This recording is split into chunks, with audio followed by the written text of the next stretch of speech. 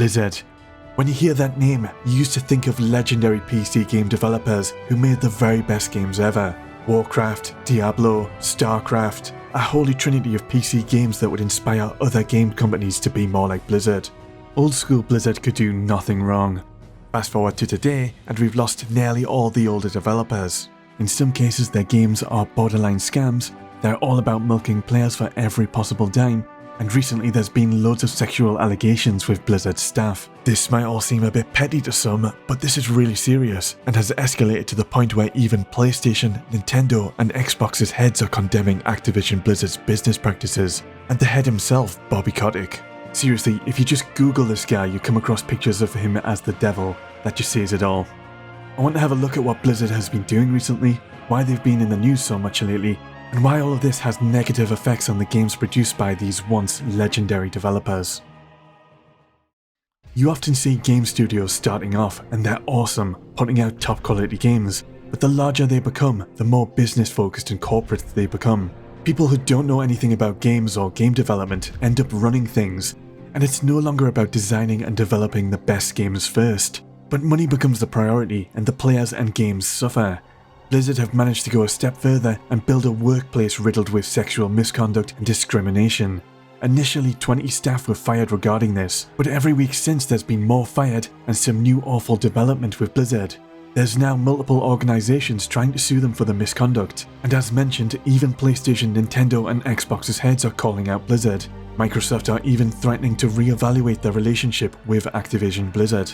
Xbox's Phil Spencer commented that he and others on the management team are disturbed and deeply troubled by the horrific events and actions at Activision Blizzard. Blizzard made my favourite games for a while, and it's really sad to see this happen. It's no wonder their games are a shadow of what they used to be, when their work environments are so toxic. But it turns out Blizzard themselves have had a history of treating their staff poorly. For me, there was a time where the idea of getting a game development job at Blizzard was the dream, and it was for many others. Blizzard exploited people's passions, and people worked their dream jobs in exchange for being underpaid. Many of the lower employees, like QA testers, suffer wages that barely cover their living expenses in that location. Despite the massive profits Blizzard have made, Blizzard recently laid off around 200 employees, while in the same year they gave their head, Bobby Kotick, a $200 million bonus. Bobby's a real great guy. To combat the sexual harassment and discrimination, a zero-tolerance policy has been put in place. Anyone found to have committed sexual harassment or misconduct has been fired on the spot.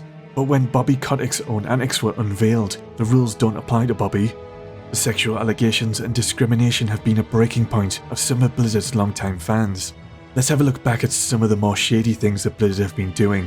With the Warcraft-based card game Hearthstone, we learned that Blizzard don't care about basic human freedoms anymore, and they're desperate to appease China to make use of its markets. Blizzard held a big Hearthstone tournament in 2019. The winner, Blitzchung, had the chance to say some words, and he voiced his support for Hong Kong protests.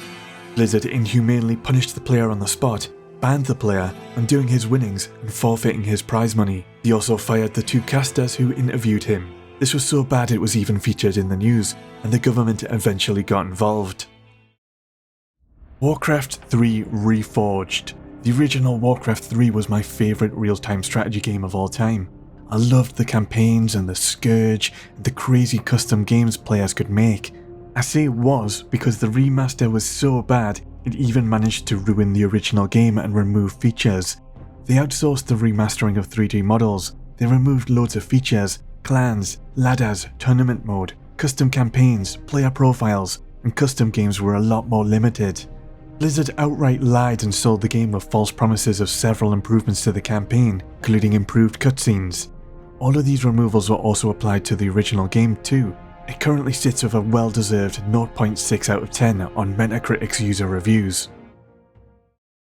After Blizzard hyped and hinted at a Diablo 4 reveal for their yearly con, they alienated their core audience of PC gamers by announcing Diablo Immortal, a mobile phone game. We don't have any plans at the moment to do PC. Do you guys not have phones? Yeah, you guys all have phones. We're used to Blizzard's stellar quality of games, but Immortal isn't even made by Blizzard. It's been outsourced to a Chinese company, NetEase.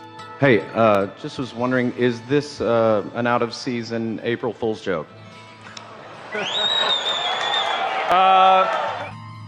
Roll back to Diablo 3 with its real money auction house, where you could straight up buy or sell loot drops for real money.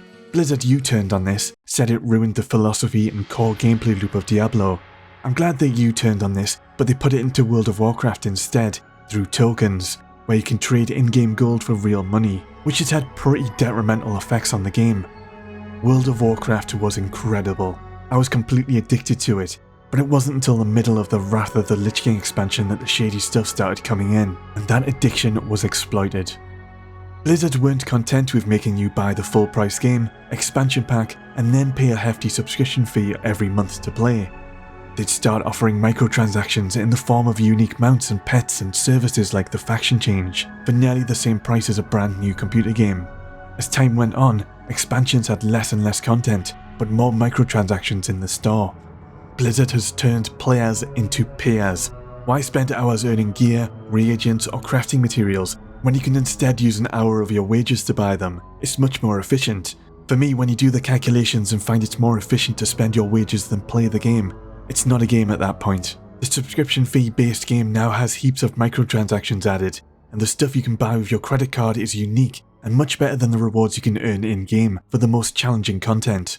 They're literally shooting themselves in the foot. They're removing the incentives to play. There was a Warcraft PvP tournament, and Blizzard always puts up a prize pool of $500,000. Recently they added store items, and when purchased they detail.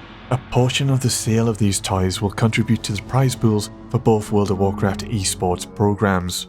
After the success of the store items, Blizzard didn't bother putting up any of their own usual money in the prize pool. It was entirely funded by the store items, despite stating the toys would contribute to the prize pool, which led pro players and gamers to believe buyers were contributing to Blizzard's existing pool. As usual, it feels like everything Blizzard do has some sneaky monetary reason behind it.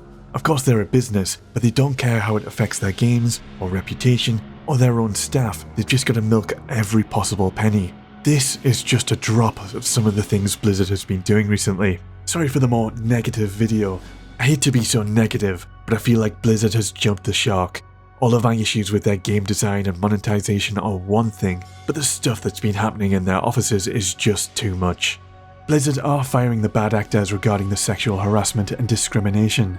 Let's hope some new staff and a better work environment leads to some better games and better game design choices. If you're a PC gamer, check out my video on too many launchers in PC gaming. That'll be on screen now. But for now, peace.